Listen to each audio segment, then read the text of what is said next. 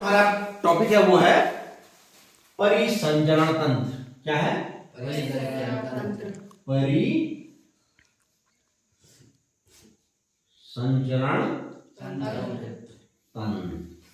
परिसंचरण तंत्र, ठीक है ना? परिसंचरण तंत्र या सर्कुलेटरी सिस्टम,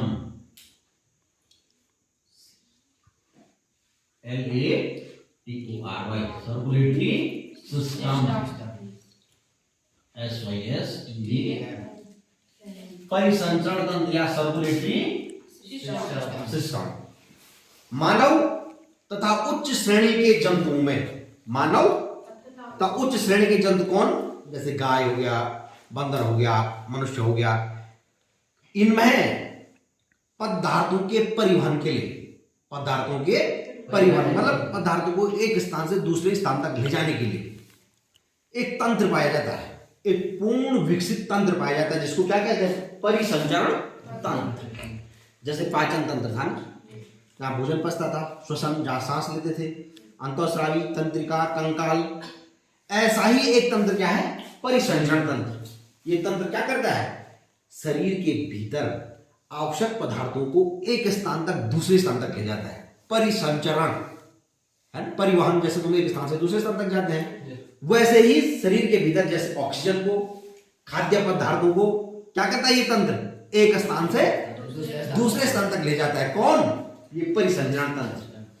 अब इस परिसंचरण तंत्र के मुख्य 4 अवयव हैं। मुख्य कितने अवयव हैं?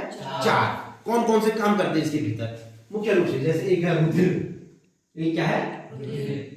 रुधिर। रुधिर को बोलते हैं ब्लड, रक्त, ठीक है? रुधिर, रुधिर का एक तरल माध्यम है जो पदार्थों को एक स्थान से दूसरे स्थान पर ले जाता है। कौन? रुधिर। ये पूरे शरीर में है रुधिर, संयोजी ऊतक नहीं है, पूरे शरीर में फैला हुआ है। तो जो भी पदार्थ हमारे भीतर जाएगा वो किसके माध्यम से कोशिकाओं के पास पहुंचेगा? रुधिर के माध्यम से, ठीक है? ठीक है ना? उसके बाद है हृदय। हृदय को कहते हैं हार्ट। क्या कहते हैं? हार्ट, ठीक है? हृदय क्या करता है? जो रुधिर सारे शरीर में जा रहा है ना, तो हृदय क्या करता है?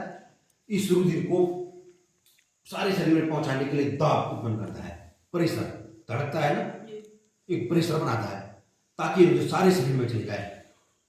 कौन करता है ये? हृदय।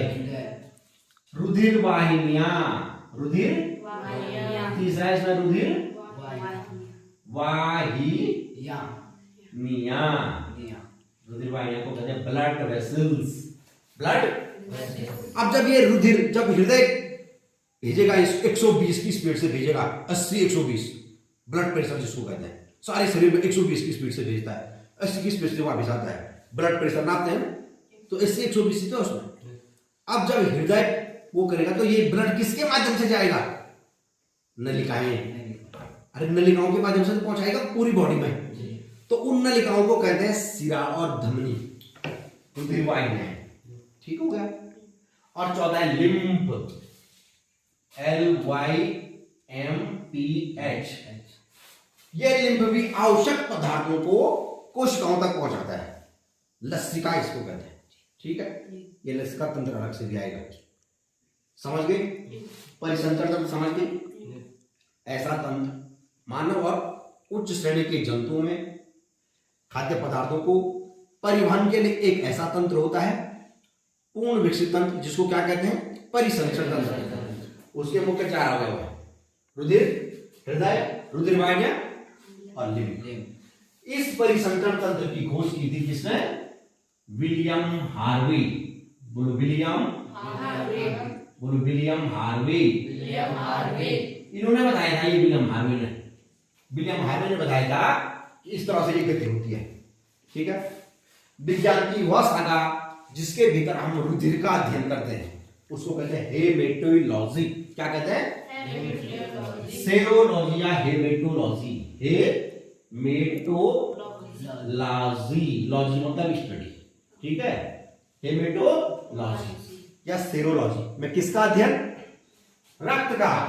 The branch of science deals in the blood, it called serology and haematology. हृदय का अध्ययन किसमें? कार्डियोलॉजी। रुधिर वाहिका अध्ययन किसमें? एंजियोलॉजी, एंजियोप्लास्टी में करते हैं चेक करने के लिए। और लिम्फ, ठीक हो गया। अब जब ये ब्लड, अब ये रक्त क्या होता है? रक्त देखते हैं तो रक्त, तो मुख्य इसमें क्या है? रक्त या रुधिर, रक्त या रुधिर। ये रक्त एक प्रकार का क्या है? लाल रंग का। किस रंग का? लाल रंग का। लाल रंग क्यों है इसका? क्योंकि इसमें क्या पाया जाता है? हीमोग्लोबिन। हीमोग्लोबिन के कारण रक्त का रंग क्या होता है? लाल। मेल में हीमोग्लोबिन होता है कितना? मेल में होता है 14 ग्राम। कितना? और फीमेल में कितना? फीमेल में कितना? 13 ग्राम। इस हीमोग्लोबिन में जो हीमो है ना, हीमो उसका अर्थ है लोहा, आयरन, और ग्लोबिन प्रोटीन है। तो जिसमें आयरन ज्यादा होगा, मेल में आयरन ज्यादा, तो मेल का शरीर क्या होता है? थोड़ा मजबूत होता है। जिसमें हीमोग्लोबिन ज्यादा होता है, जैसे इसमें हीमोग्लोबिन ज्यादा है, इसका चेहरा देखो लाल, इसमें। और देखो ये स्मार्ट भी है, एक्टिव, इंटेलिजेंट, स्मार्ट। इसका मतलब इसमें हीमोग्लोबिन क्या है? फिट, पढ़ाई के लिए एकदम तैयार, चुस्त दुरुस्त। और कोई सुस्त रहता है तो उसमें हीमोग्लोबिन क्या हो गया? कम। हीमोग्लोबिन क्या बनाता है? ग्लो। एक्टिव, इंटेलिजेंट, स्मार्ट, जैसे तुम सब है, तुम्हारे ऊपर हीमोग्लोबिन अच्छा है, ठीक हो गया। तुम्हारे शरीर में रक्त की मात्रा कितनी है? 14 ग्राम वाले है हीमोग्लोबिन है, 14 ग्राम। मेल में है 5.5 लीटर। कितना? 5.5। फीमेल में थोड़ा कम, 5 लीटर, ठीक हो गया। शरीर के भार का 7 से 8%, शरीर के भार का 7 से 8% ब्लड। ये रक्त क्या होता है? क्षारीय। क्या होता है ये? क्षारीय। और जो चीज क्षारीय होती है उसका पीएच 7 से ऊपर होता है। तो ब्लड का पीएच कितना है? 7.4। कितना है इसका पीएच? 7.4। अम्ल क्षार परीक्षण किया था, अम्ल क्षार परीक्षण किया था लिटमस पेपर से, किया था ना। 7 होगा तो उदासीन, 7 से, जैसे पानी का 7 है ना, तो ये क्या? उदासीन। रक्त का 7 से ऊपर तो वो क्षारीय, 7 से नीचे अम्लीय, कोई भी चीज, ठीक हो गया। इस रक्त का निर्माण कहाँ होता है? अस्थि मज्जा, अस्थि मज्जा, बोन मेरो। कहां पर होता है निर्माण? बोन में, अस्थि मज्जा है। अस्थि खाते हैं ना तुम, हड्डी खाते हैं, हड्डियों के नोके पे लगा रहता है कॉटलेज। जब तुम उसको चूसते फिर तुम उससे अंदर जाते हैं, हड्डी के अंदर देखते होंगे पीला पीला मज्जा, जिसको खा के तुमको मज्जा आता है, खूब खाते तुम उसको, है ना। तो वो मज्जा क्या है? वही ब्लड बनता है। उसी मज्जा के अंदर क्या बनता है? ब्लड, ठीक है। और ये ब्लड जमा कहाँ रहता है? स्प्लीन में। कहाँ रहता है? ब्लड बैंक किसको कहते हैं? स्प्लीन को, प्लीहा को।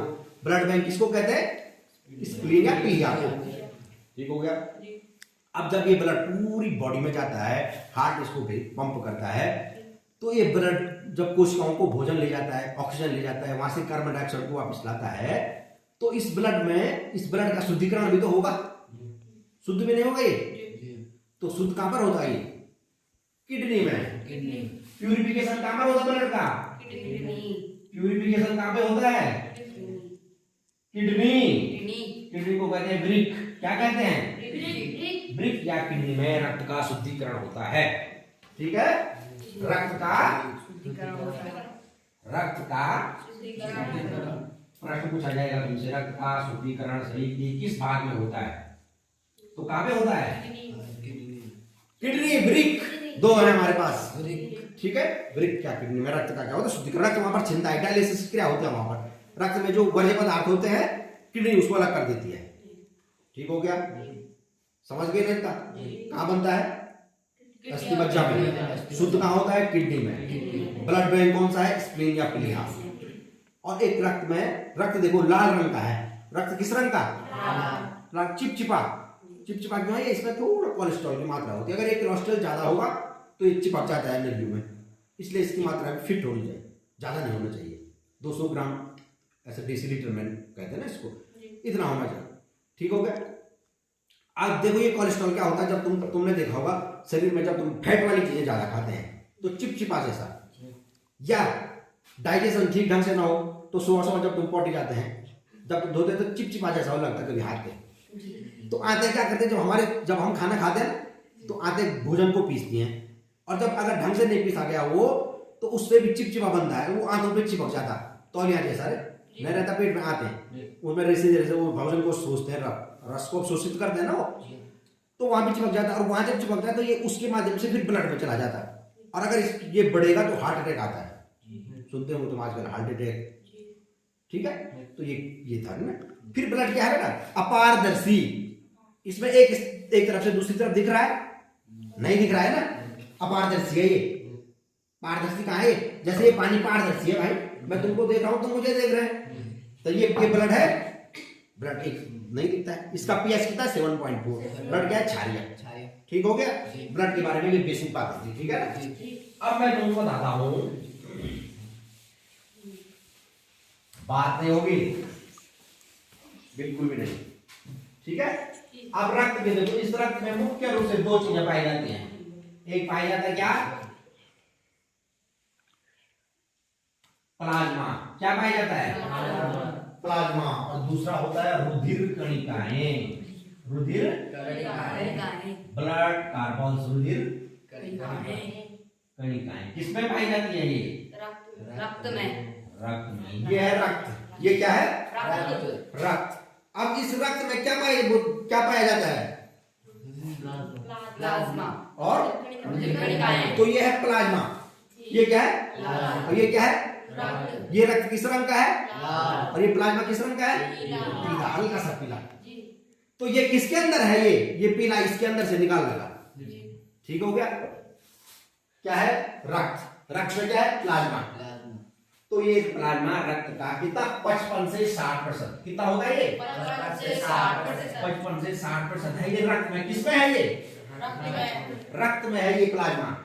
और इस प्लाज्मा में क्या है, 90% जल, कितना परसेंट, 90% जल, वाटर, ठीक है, समझ रहे हैं ना।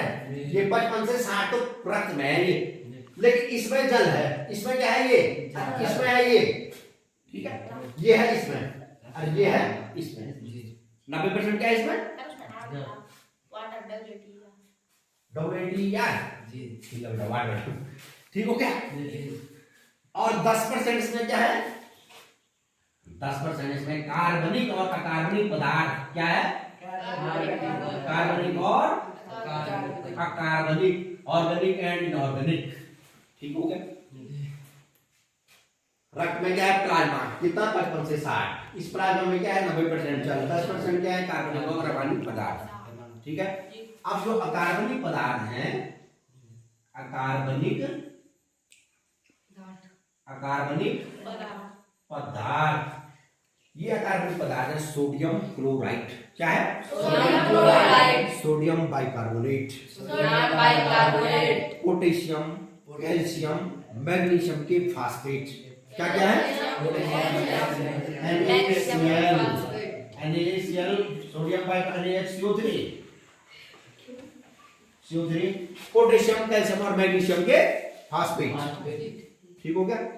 पूछूंगा बेटा, पोटेशियम, कैल्शियम, मैग्नीशियम और उसके फास्फेट, जिसके कारण क्या है, रक्त क्षारीय, और रक्त का पीएच कितना है, 7। तो क्यों है वो 7.4, क्योंकि उसमें ये अकार्बनिक पदार्थ है, कौन कौन से, sodium chloride, sodium bicarbonate, calcium, magnesium और पोटेशियम के फास्फेट, जो उसको क्या बना रहे हैं, क्षारीय, क्या बना रहे हैं, क्षारीय।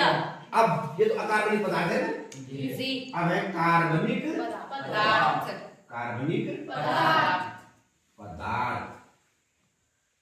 कार्बनिक कार्बनिक पदार्थों में क्या है, कार्बनिक पदार्थों में मुख्य रूप से पचे हुए भोज्य पदार्थ,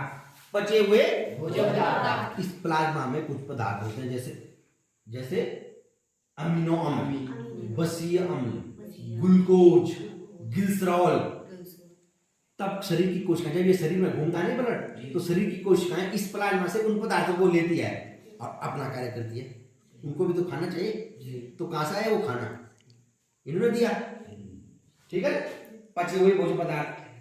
इसके अतिरिक्त पचे हुए भोज्य पदार्थ अमीनो अम्ल, बसियामुन ग्लिसरॉल ग्लूकोज बसियामुन, ठीक है। इसके बाद प्रोटीन, इसमें क्या पाई जाती है प्लाज्मा में, प्रोटीन बेटा उसके बाद पूछा जाएगा प्लाज्मा में कौन सी प्रोटीन पाई जाती है। प्रोटीन इसमें मुख्य रूप से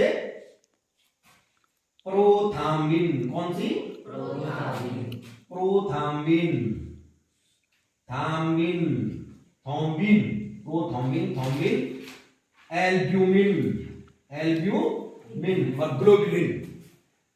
प्रोथाम्बिन, थॉम्बिन, एल्ब्यूमिन, ग्लोबुलिन, इसमें 4 प्रोटीन है मुख्य रूप से पाई जाती है किसमें प्लाज्मा में। और अगर उस प्लाज्मा से प्रोथाम्बिन और थॉम्बिन को हटाएंगे ना, प्रोथाम्बिन और थॉम्बिन को हटाएंगे तो क्या बचेगा उसमें। अगर प्लाज्मा से प्रोथाम्बिन थॉम्बिन को हटाते हैं तो बचता है सीरम। क्या बचता है सीरम, एक पीला रंग का और पीला हो जाता है सीरम। इसी सीरम से क्या करते हैं बीमारियों की जांच करते हैं, इसी सीरम से क्या करते हैं बीमारियों की जांच करते हैं। प्रोटीन हो गया। इसके अंदर ये प्लाज्मा हार्मोन्स, एंटीबॉडी, कुछ गैसें जैसे CO2, N2, O2 इनको भी ले जाता है, ठीक है, शरीर की प्रत्येक कोशिकाओं का। ठीक हो गया, समझ गए ना। हार्मोन्स को भी ले जाता है ये प्लाज्मा। हार्मोन्स कौन, वह पदार्थ जो शरीर के एक भाग से स्रावित होकर रक्त के माध्यम से शरीर के दूसरे भाग में पहुंचता है, उसको क्या कहते हैं हार्मोन्स कहते हैं उसको। ठीक हो गया, कार्बनिक समझ गए प्लाज्मा में। अब आते हैं, अब किस पे आते हैं रुधिर कणिकाओं पे, ठीक है। रुधिर कणिकाएं, ये रुधिर कणिकाएं भी कितनी हैं 3 प्रकार की, एक RBC, WBC और प्लेटलेट्स। प्लेटलेट्स, रुधिर कणिकाएं कितने प्रकार की, RBC, WBC और प्लेटलेट्स। RBC को कहते हैं रेड ब्लड कार्पल्स, WBC को कहते हैं व्हाइट ब्लड कार्पल्स और प्लेटलेट्स। इस RBC को हम इरिथ्रोसाइट भी कहते हैं, इरिथ्रोसाइट, बोलो इरिथ्रोसाइट।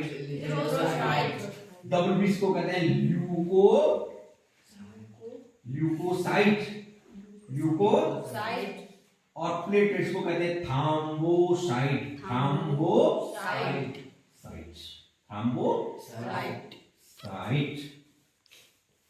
एक तो प्लाज्मा हुआ रुधिर में, दूसरा रुधिर कणिकाएं हुई। रुधिर कणिकाओं में क्या RBC, WBC, प्लेटलेट्स। RBC को इरिथ्रोसाइट कहते हैं, WBC को ल्यूकोसाइट और प्लेटलेट्स को थ्रोम्बोसाइट। अब जो ये RBC है, इसी RBC में क्या पाया जाता है हीमोग्लोबिन, जो मैंने ऊपर बताया था। RBC में क्या पाया जाता है हीमोग्लोबिन, इसके कारण कारक लाल, मेल में 14, फीमेल में 13, उसी में आयरन, उसी से मजबूत। तो RBC में क्या पाया जाता है हीमोग्लोबिन। RBC में केंद्रक नहीं होता है, क्या नहीं होता है केंद्रक नहीं होता है, ठीक है। ये ऑक्सीजन के साथ क्रिया करके क्या बनाता है ऑक्सी हीमोग्लोबिन, शरीर की कोशिकाओं को ले जाता है, वहां से कार्बन डाइऑक्साइड को वापस लाता है। रुधिर में इस RBC की संख्या कितनी 50 लाख। कितनी ब्लड में अगर चेक करेंगे ना तो RBC 50 लाख है। और इसका जो जीवन काल है वो 120 दिन, 120 दिन तक रहते हैं जिंदा, ठीक है। ठीक है, फिर शरीर में इनका निर्माण होता है फिर, ठीक है। कितनी संख्या है RBC की 50 लाख। जीवन काल कितना 120 दिन। हीमोग्लोबिन इसमें पाया जाता है, केंद्रक नहीं पाया जाता है, ठीक है ना। ऑक्सीजन के साथ सहयोग करके शरीर की प्रत्येक कोशिका में जाता है। RBC को बढ़ाने के लिए protein, vitamin, folic acid, vitamin B6, vitamin B9, vitamin B12, ठीक हो गया। अब जो है WBC,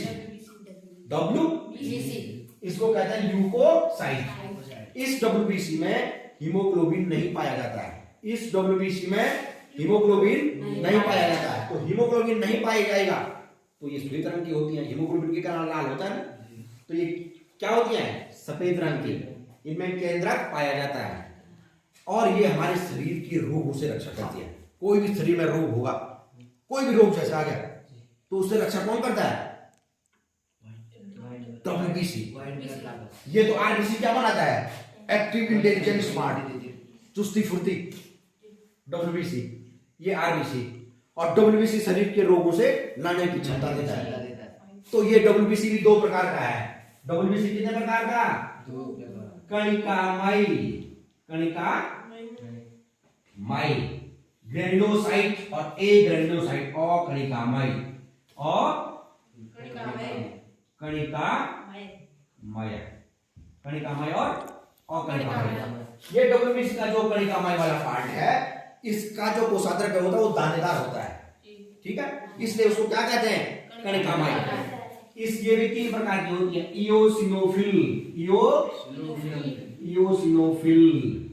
ब्लड रिपोर्ट में देखते हैं तुम, जब कोई ब्लड की रिपोर्ट आती है ना किसी की, उसमें देखते हैं इओसिनोफिल।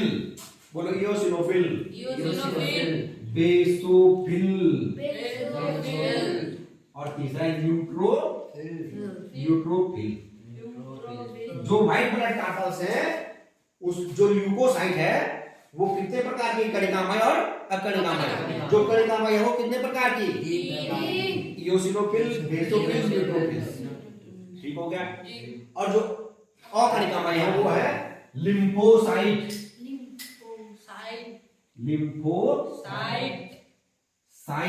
और मोनोसाइट, लिम्फोसाइट और मोनोसाइट। ठीक हो गया। WBC कितने प्रकार की? दो प्रकार की, कणिकामय, अकणिकामय। अकणिकामय कितने प्रकार की? कणिकामय, eosinophil, basophil, neutrophil, lymphocyte, monocyte. अब देखो, जब हमारे शरीर में कोई भी रोग आता है तो ये जो इओसिनोफिल है ये संवेदनशीलता और प्रतिरक्षा करती है शरीर में उस रोग के प्रति। बेसोफिल भी उसी को हमको कर दिया। न्यूट्रोफिल जो है ना, इसको सबसे पहले पता लग जाता है। ये न्यूट्रोफिल क्या करती है? ये शरीर में एंटीबॉडीज को बढ़ाती है, शरीर में एंटीबॉडी का निर्माण करती है,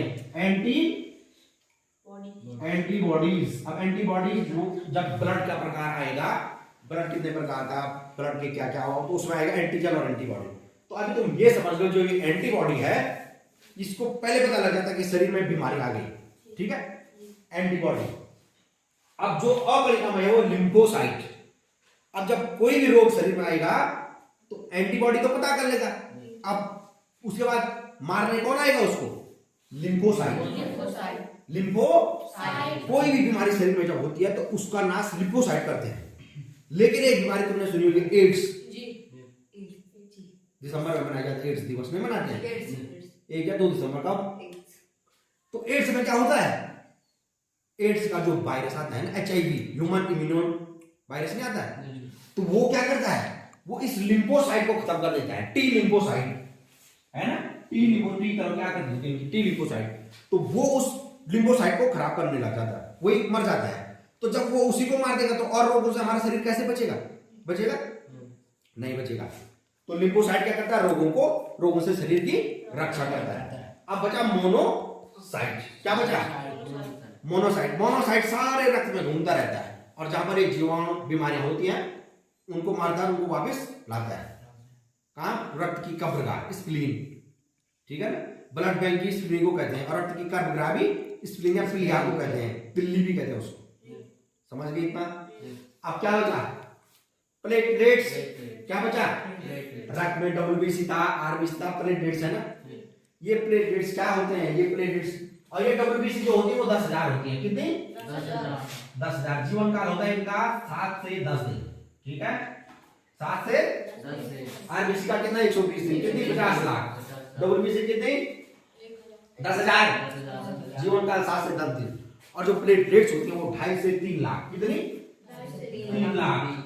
2.5 से 3 लाख। ये क्या करती है प्लेटलेट्स? जैसे हमारा कहीं पर कट गया, कहीं पे, तो रक्त का स्कंदन होता है, रक्त बहने लगता है। तो जब रक्त बहने लगता है तो यही प्लेटलेट्स वहां पर रक्त के स्कंदन को रोकती हैं। विटामिन के भी कहते हैं, नहीं कहते? रक्त के स्कंदन को रोकती है। वहां पर जीवाणु जाल वो बना देती है, वहां पर प्लेटलेट्स आपस में मिलकर वहां पर उसको बंद कर देते हैं, रुधिर को बहना, और वहां पर जम जाती है और रक्त बहना बंद हो जाता है, ठीक है। एक बीमारी तुमने सुनी होगी, डेंगू मच्छर के काटने से नहीं होता। जैसे मलेरिया होता ना, मच्छर के काटने, वैसे डेंगू का मच्छर। अब इस डेंगू में क्या होता? प्लेटलेट्स गिर जाती हैं। डेंगू में क्या होता? प्लेटलेट्स कम हो जाती हैं, 3 लाख से कम हो जाती है, 50,000 25,000 भी आ जाती है ना। तो सुस्ताई, कमजोरी, चलने का मन नहीं करता है, बार बार बुखार, सिर दर्द, उल्टी, है ना, इस तरह बुखार आता है फिर उतरता है, फिर आता है, चढ़ता उतरता रहता है।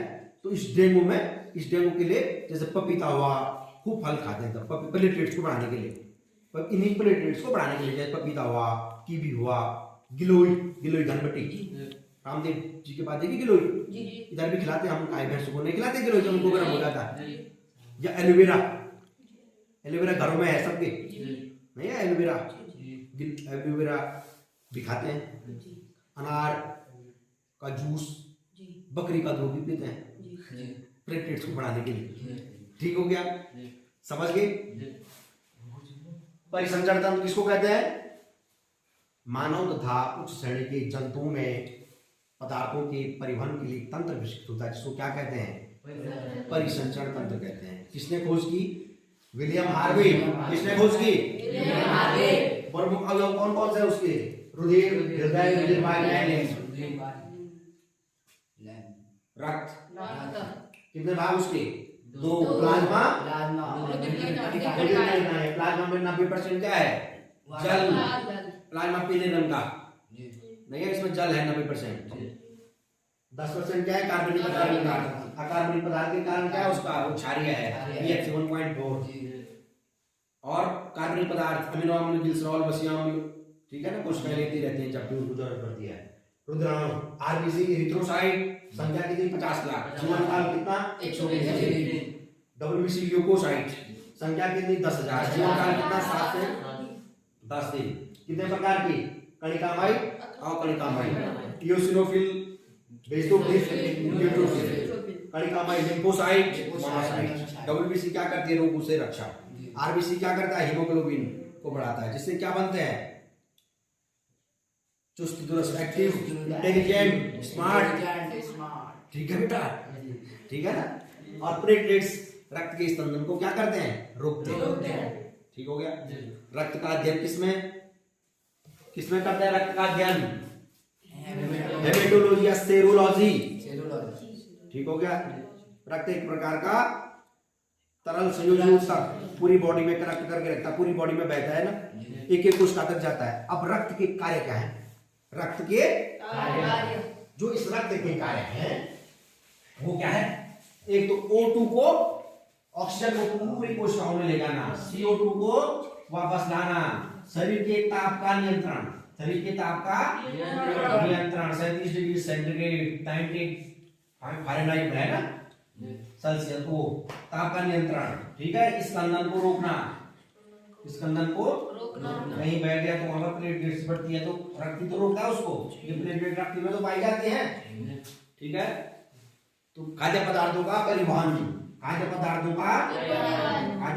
का परिवहन भी कौन करता है?